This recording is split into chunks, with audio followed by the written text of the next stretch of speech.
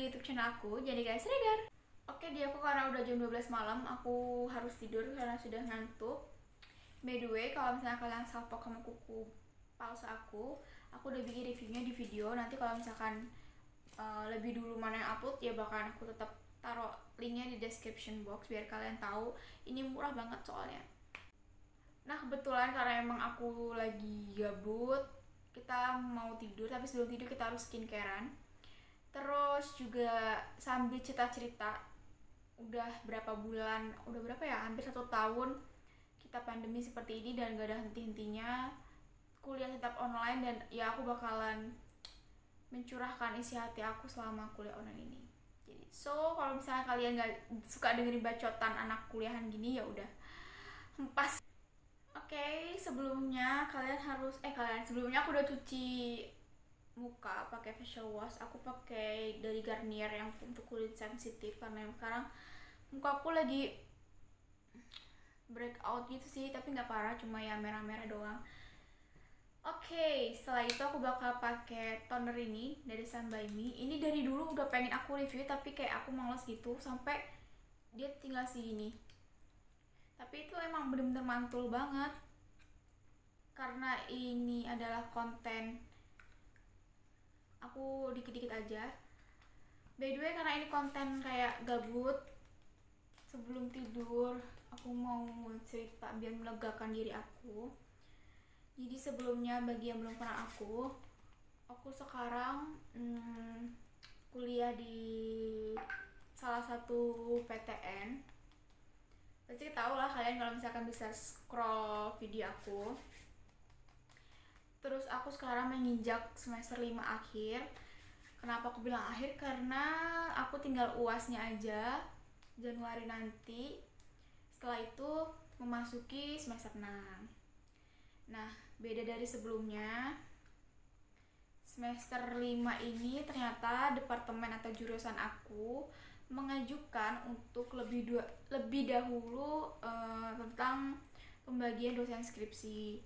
Itu benar-benar buat aku dan teman-teman seangkatan tuh kayak shock gitu karena emang belum ada pandangan, terus kita juga belum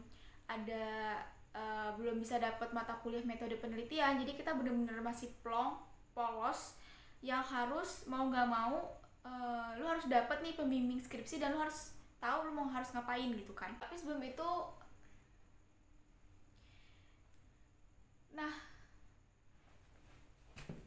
Nah jujur dari kami juga sebenarnya nggak tahu kalau bakal dipercepat, dan ternyata ya bener sih, itu kayak masih percobaan gitu, apakah efektif atau enggak gitu kan.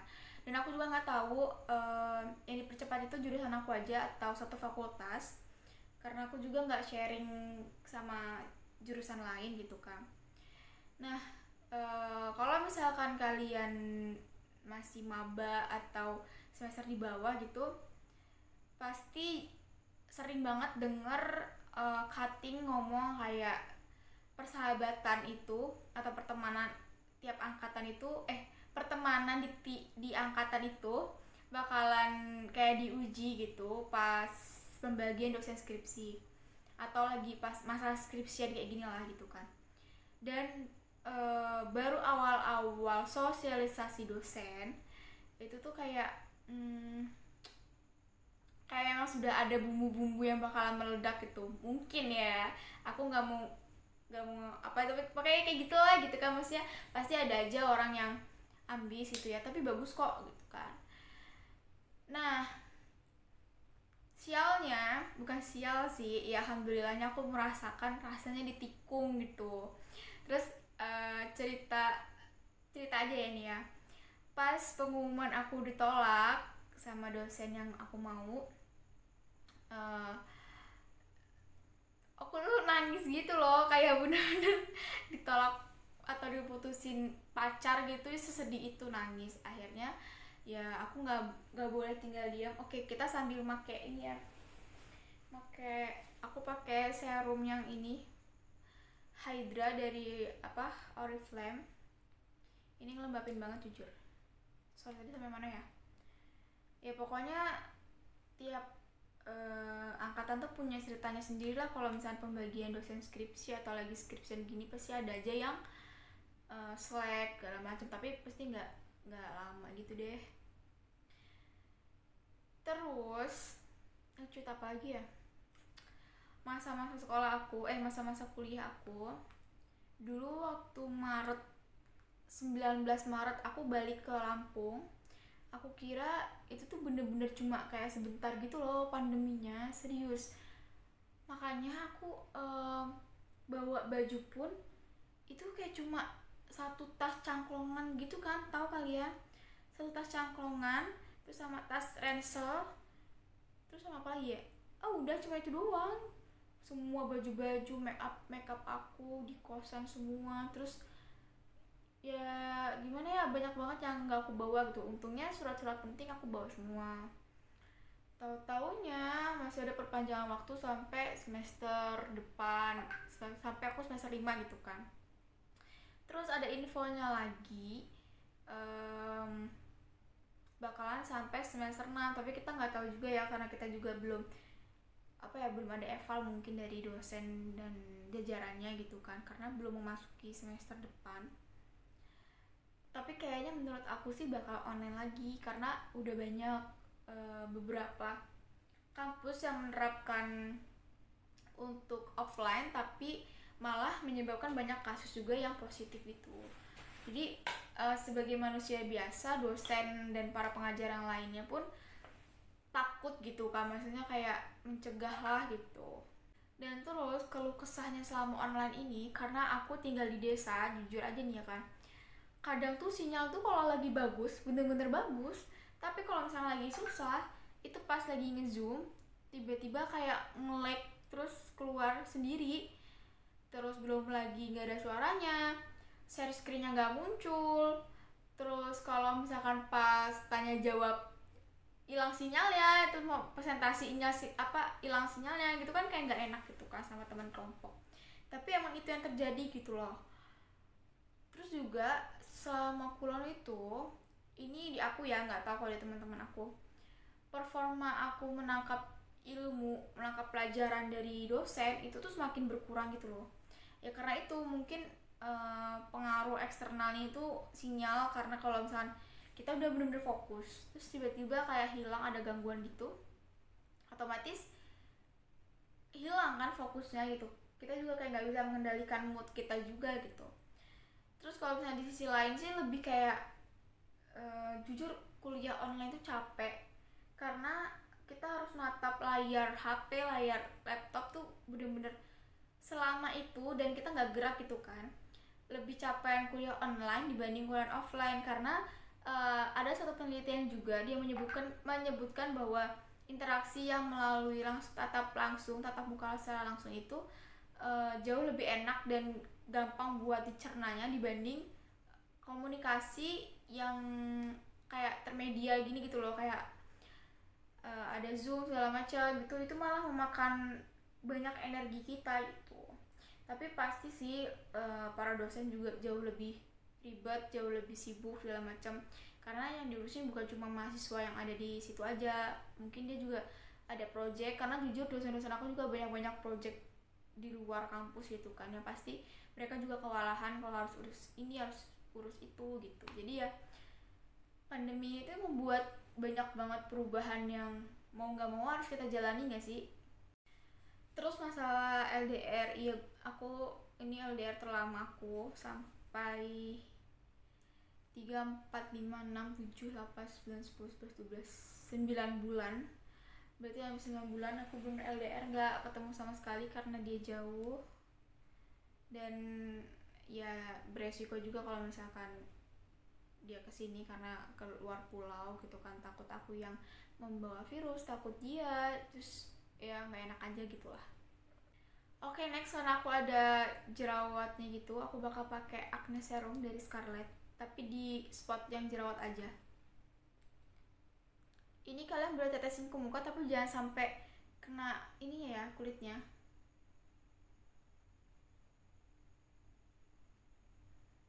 Itu jatuh lagi.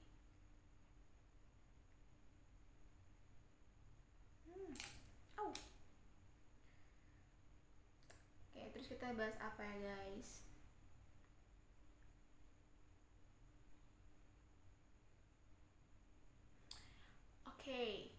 aku jadi kepikiran aku jadi kepikiran sesuatu tentang perasaan atau apa ya, orang sering bilang toxic relationship itu beneran ada tahu, kayak tapi kita tuh gak pernah tahu bahwa itu adalah toxic karena kita masih menganggap bahwa mungkin itu wajar, suatu hal yang wajar, suatu hal yang harusnya dimaklumin, dan kita selalu berpikir bahwa suatu saat itu akan menjadi indah gitu kan. Aku nggak mau ngomongin ini pengalaman siapa, gitu benar-benar rumit karena tiap orang tuh punya perspektif berbeda tentang cinta, tentang perasaan, tentang hati, tentang memilih bagaimana pasangan yang dia butuhkan gitu kan. Karena tipe love language seseorang juga kan beda-beda, jadi kayak ya lo harus menyesuaikan love language kalian dengan pasangan kalian gitu loh. Gak bisa misalkan contohnya aku aja gitu, aku sama doi ternyata punya love language yang sama. Nah alhasil apa yang kita lakukan itu connect gitu kan, jadi kayak nyambung gitu, nggak satu ke sini satu ke sana akhirnya nggak ketemu gitu.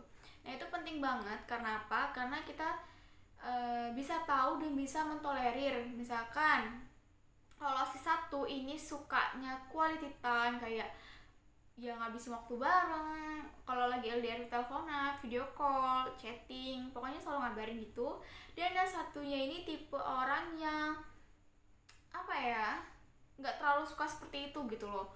Nah kalau misalkan terus-terusan si yang mau diperhatiin terus gimana ya, kayak ngechat berlebihan ke si B, yang ada tuh si B bakal merasa risih, yang kedua yang si A ini akan merasakan bahwa dia itu tidak diinginkan atau tidak dihargain, karena itu adalah perasaan yang wajar kalau merasakan seperti itu.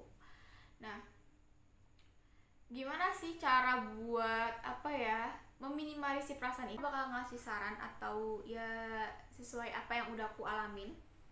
Jadi dulu atau pacaran dulu awal-awal banget, karena aku anaknya tuh gimana ya, pengen banget dimanja. Nah suka banget teleponan berjam-jam tuh ditemenin segala macam, walaupun tiap hari kita ketemu waktu kuliah gitu kan. Nah akhirnya di satu fase dia merasa bosan, bukan gak suka teleponan gitu kan, mungkin karena waktu yang aku inginkan tuh terlalu berlebihan gitu kan, jadi ngebuat dia jadi bosan gitu kan, kayak dia nggak bisa punya dunia dia sendiri gitu. Nah tapi salahnya dulu itu dia tidak berbicara, jadi dia itu memendam gitu, mungkin karena takut kita berantem juga, jadi dia memendam. Akhirnya lama kelamaan jadilah satu bumerang yang nggak bisa kita hindari nih, percekcokan besarnya. Nah setelah itu kita pokoknya banyak hal terjadi di hubungan aku sama dia. Aku dia juga evaluasi harus seperti apa. Akhirnya kita menemukan jalannya gitu, karena kalau berhubungan itu harus ada komitmen, kepercayaan, terus juga rasa, pastinya nggak mungkin kalau nggak ada rasa. Dan keterbukaan itu penting banget sih, hal-hal itu, karena kalau nggak ada salah satunya kita tuh kayak nggak bisa bergerak bersama gitu. Nah misal nih kayak yang kasus aku kemarin itu waktu sama beliau, dia diem aja, tetap suatu saat bakalan keluar emosinya gitu kan. Mending langsung diomongin kayak boleh nggak kalau misalkan teleponannya dari ini sama ini, atau kalau lagi nggak bisa teleponan tuh ngomong, jangan cuma iya doang gitu, ngomong kayak maaf ya aku nggak bisa, aku lagi ada rapat, aku ada ini itu, aku mau tidur jam segini, ngomong gitu. Semua tuh harus dikomunikasiin, kalau enggak kamu nggak bakal tahu hubungan kalian tuh mau jalan kemana gitu. Saking banyaknya masalah kerikil-kerikil yang udah kita lewatin, sampai di detik ini tuh ngerasa bahwa aku sama dia itu saling merasa beruntung gitu kan. karena dua sifat kita yang bener-bener beda. Dia tuh orangnya tuh cool, dingin misterius gitu, terus pendiam gitu loh. Sedangkan aku tuh orangnya heboh, cerewet, terus moody banget, ekspresif banget. Kayak misalnya kalau lagi seneng ya diungkapin, kalau lagi marah tuh yang ngambek segala macem gitu loh, dengan ya pada umumnya cewek lah ya kan. Kita udah tahu hal-hal itu harus diterapin di hubungan kita, jadi kalau misalnya ada hal yang mengganjal gitu, langsung aja dibilangin. Kayak misalnya nih, aku udah mulai cuek gitu chattingnya, kayak singkat-singkat ya dia langsung bilang kayak ada apa, kenapa, cerita segala macam. Walaupun kadang ya emang aku cuma lagi capek aja sama keadaan gitu kan, bukan karena dianya, tapi dia langsung kayak ke trigger gitu loh, kayak harus ya nanya, harus ngobrol gitu. Takutnya dia buat salah atau aku salah paham, kita nggak saling tahu hubungan aku. Terus sering banget, terutama cewek yang selalu bilang kayak aku percaya dia bakalan berubah gitu kan. Terus aku kayak orang bisa berubah gitu. Aku percaya seburu-burunya orang itu pasti bisa berubah, tapi kita tidak bisa merubah seseorang. Dia bisa berubah karena itu kemauan dari dia sendiri untuk menjadi lebih baik. Dia memantaskan diri buat kamu. Jadi kamu itu tidak bisa merubah seseorang kalau orang itu nggak mau dan nggak berusaha sendiri gitu loh. Kadang kayak kesel sebenarnya kalau misalkan apa ya, ada paradigma seperti itu, karena itu adalah satu hal yang salah gitu. Takutnya kita tuh terlalu mengharapkan apa yang tidak bisa kita lakukan. Nah, ujungnya nanti kita sendiri yang tersakitin. Kayak aduh kok gue gagal ya merubah dia menjadi lebih baik, ya gak sih? Terus aduh gue kok jadi pacar yang gak baik ya, karena gak bisa merubah dia menjadi lebih baik waktu sama aku. Pokoknya kayak insecure dan nyalahin diri lo sendiri gitu. Dan sebenarnya kalau dipikir-pikir lagi, akal sehat kalian, pikiran kalian itu pasti ngomong kalau gak usah denial sama apa yang lu rasain gitu loh. Gak usah, istilahnya apa ya, bahasa kasar, gak usah munafik gitu kan. Pasti ada aja kok ngerasa kayak ih gue malas banget nih sama ini, kalau harus kayak gini terus. Pasti ada aja gitu. Tapi hati, kebiasaan cewek itu pakai hati tuh bilang kayak gak kok, dia bakalan berubah. Ditunggu sampai nanti kalau kalian udah kelamaan, itu bakalan kayak udah telat gitu loh. Kayak kenapa gak dari dulu kamu berhenti, kalau misalkan mau balik lagi, perbaikin, terus saling introspeksi diri, saling ngobrol nih, misalnya kurangnya apa, bagaimana, apa yang salah, apa yang menjadikan hubungan kalian itu sudah tidak baik-baik aja. Nah, kalian ketika sudah nemu masalahnya, kalian diskusiin bagaimana baiknya. Kalau ujung-ujungnya pahit, satu tidak mau menerima dan satu gak mau ngalah, ya itu gak bakalan bisa gitu loh. Sampai kapanpun gak akan bisa. Tapi kalau misalkan kalian udah bener-bener sayang nih, rasa sayang kalian kuat, tapi mungkin keadaannya lagi panas, egonya lagi tinggi, coba kalian redamin ego kalian. Terus kayak kalian kilas balik lah. Jangan selalu bertanya bahwa apakah dia yang terbaik buat saya. Itu jangan sih sebenarnya. Selalu bertanya bahwa apakah saya yang terbaik untuk dia. Kalau misalkan kamu merasa belum baik, ya mencoba untuk menjadi yang terbaik. Supaya aku ngomong ini karena emang pengalaman gitu. Karena kisah cinta seorang itu terlihat baik-baik aja, terlihat mulus banget, padahal kenyataannya tuh kita udah ngelewatin banyak banget keributan yang akhirnya kita bisa meredam itu. Kita tahu cara ngontrolnya gimana, kita tahu bagaimana menghandlenya, kita tahu gimana menyikapi itu untuk suatu hal yang lebih simpel gitu. Udah banyak ngobrol, aku pakai face oil dari Natur. Ini bakalan aku review setelah 7 hari pemakaian. Jadi stay tune aja di channel aku. Oh my god.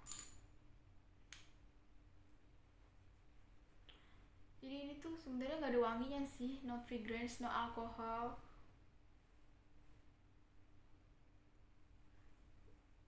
Ini aku paling sukanya sama ininya loh, sama apa? Sleeping masknya itu enak banget sumpah. Pakai face oil dulu karena walaupun begitu muka kita butuh minyak.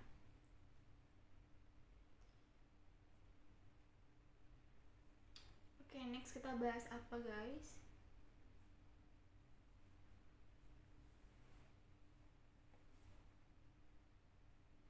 Ini temanya curcol gak sih? Kayak ya curcol gabut gitu. Ini kita bahas bagaimana aku bertemu dengan dia. Aku jujur ketemu dia itu awal-awal kuliah.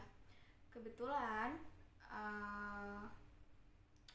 awal-awal kuliah itu aku sudah melewati fase broken heart alias putus gitu kan. Jadi aku masih kayak masa-masa transisi gitu deh, kayak biar gak galau gitu kan. Nah kalau di IPB itu satu tingkat pertamanya itu satu kelas bisa beberapa jurusan yang berbeda dengan klaster yang dibutuhkan gitu. Misalkan awal klaster P. Klaster P itu ada jurusan perikanan, peternakan, pertanian, terus apa lagi ya? Aku lupa banget, pokoknya ada beberapa. Dan aku sekelas sama dia gitu kan. Satu kelas itu isinya 100-an orang, bener-bener rame banget. Tapi anehnya aku gak ketemu dia tuh pas lagi kelas biasa gitu. Aku ketemu dia itu waktu praktikum biologi. Jadi pertemuan pertama gitu. Biasanya kalau pertemuan pertama kan perkenalan, terus kalau misalnya praktikum biasanya ada pembagian kelompok gitu kan. Nah waktu itu lagi pembagian kelompok, terus secara hitung gitu kan, kayak satu anak tuh ngitung sampai dari ujung sampai ujung lagi gitu. Nah aku kebagi nomor 10, terus dia juga nomor 10 juga. Terus kata kakaknya bagi nomor yang sama, duduk di tempat meja yang sudah ditentukan. Jadi kayak ini kelompok 1, kelompok 2, kelompok 3 sampai kelompok 10. Udah tuh aku duduk paling situ. Nah satu kelompok itu isinya 5 orang, 3 cewek dan 2 cowok. Nah 3 cewek ini aku, I'm so sorry. Nah satu kelompok ini ada 5 anak gitu kan. Terus posisinya tuh dia itu datang gak bawa jas lab, karena peraturannya itu kan harusnya bawa jas lab kan kalau misalnya mau ke lab, iyalah gitu kan. Dia ketinggalan gitu dari rumahnya itu di Sukabumi. Terus karena kakaknya baik, kakak aspraknya baik, udahlah ada tuh di locker jas lab. Kayaknya punya kakaknya sih ya, kakak-kakak yang lain gitu maksudnya. Tapi jas labnya itu kan kotor, jadi kayak ya emang buat di situ aja. Mungkin kayaknya udah berapa minggu nggak dibawa pulang dan nggak dicuci gitu ya. Terus dipakai gitu kan sama dia. Terus aku ngeliatin dia tuh pas dia pakai baju jas lab lusuh itu. Pas aku lihat, bilang gini, jangan GR ya kalau kamu lihat. Kayak ya manis ya, menurut aku jujur manis itu. Udah tuh, tapi kan aku kagak mau cari cowok dulu ya gitu, masih baru-baru juga, lagi juga kagak ada yang suka sama aku. Aku tuh jelek, yang lain cantik-cantik gila, insecure banget. Udah tuh dia duduk, jadi tuh formasi duduknya teman 2 cewek aku terus 1 cowok yang lain, terus ini dia. Jadi aku di tengah, dia tuh di ujung gitu kan. Nah dia tipe orang yang malu, yang aku udah bilang tadi, malu dan kayak misterius gitu. Sedangkan aku kayak orangnya kayak mungkin easy going gitu kan, kayak ngajak kenalan segala macam. Udah tuh aku udah deket sama 2 temen aku sekaligus yang cowok ini, jadi kita ngobrol segala macam. Akhirnya karena gak mungkin dong semuanya gak aku ajak ngobrol, dia terus bilang, hai nama kamu siapa, terus kenalan di mana, apa rumahnya di mana segala macam. Terus kok klop gitu, apa kayak nyambung gitu loh omongannya, obrolan kita nyambung sampai ke terusan. Terus aku kan orangnya kayak ini ya, sekali aku suka ya aku kejar gitu kan, karena aku ya nggak suka terlalu menunggu lama kayak menghabiskan banyak waktu. Awal mulanya aku dari situ, dan setelahnya itu banyak banget drama yang bikin istighfar, bikin nangis segala macam. Pokoknya kayak aduh sedih banget, kayak aku nggak mau ngerasain hal itu lagi gitu kan.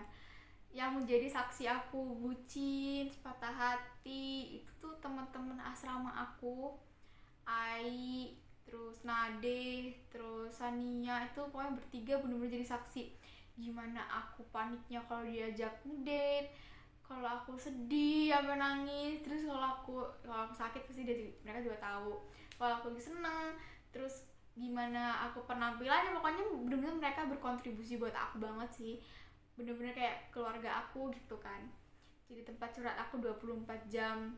Terus apa ya, kayak banyak hal menyenangkan dan menyedihkan juga waktu di asrama. Kayak seru banget gitu. By the way, saranin dong produk serum atau apa yang bisa buat jerawat merah-merah gini tuh. Ini bukan jerawat, ini jerawat yang udah mati. Terus ini beruntusan. Ini jerawatnya merah banget, merah-merah gitu. Iya sedih. Ini guys, aku tuh nggak mulus sama sekali. Nih jerawat ini nih merah-merah tuh.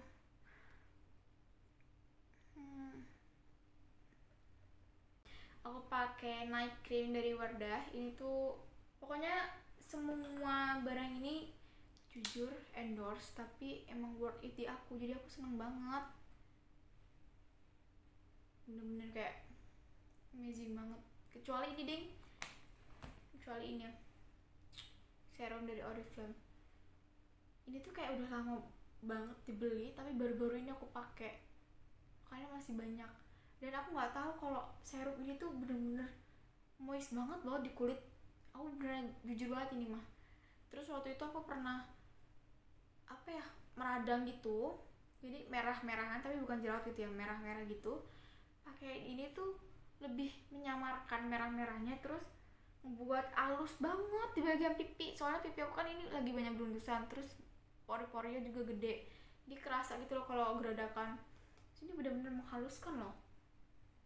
Harganya berapa ya aku lupa, karena aku member Oriflame juga, jadi kayak banyak stok Oriflame, jadi ya udah aku pakai karena aku penasaran.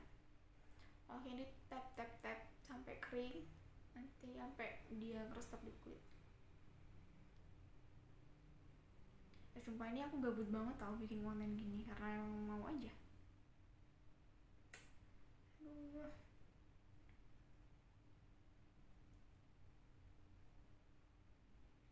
Jadi kenyal banget, gak bohong.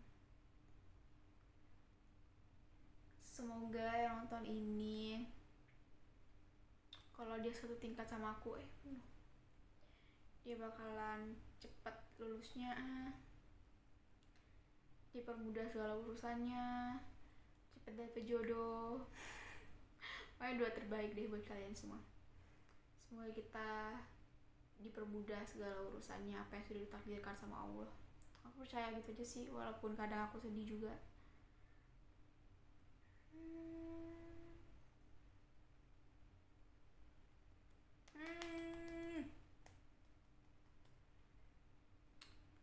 Habis ini harus ngapain? Harus bikin esai.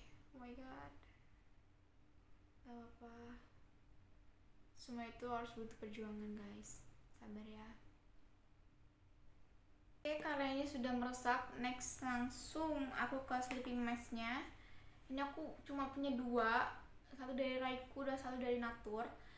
Ini yaitu aku niat lagi buat review dua-duanya, terus aku adain battle mana yang paling aku suka.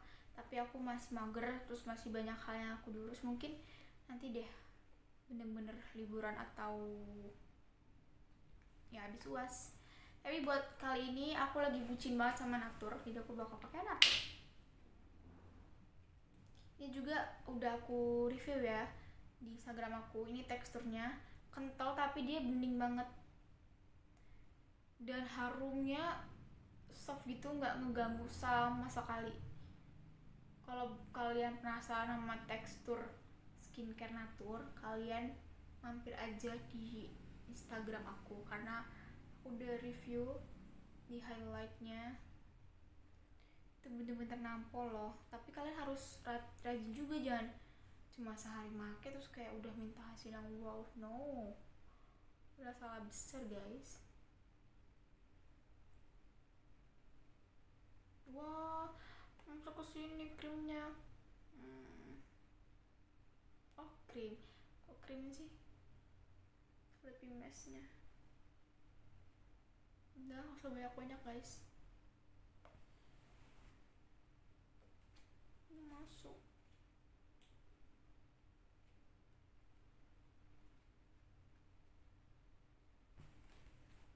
Oke, kalian sudah jam 1, hampir jam 1 maksudnya. Aku bakal mau tidur, dan aku tuh kebiasaan harus minum es teh tiap hari, jadi biar gak lemes. Sama minum.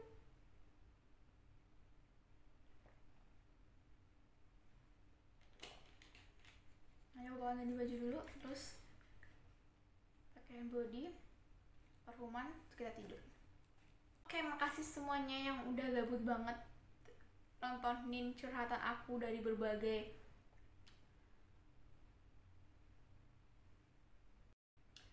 makasih semuanya yang udah nonton, support aku, dan bener-bener ini konten tergabut aku.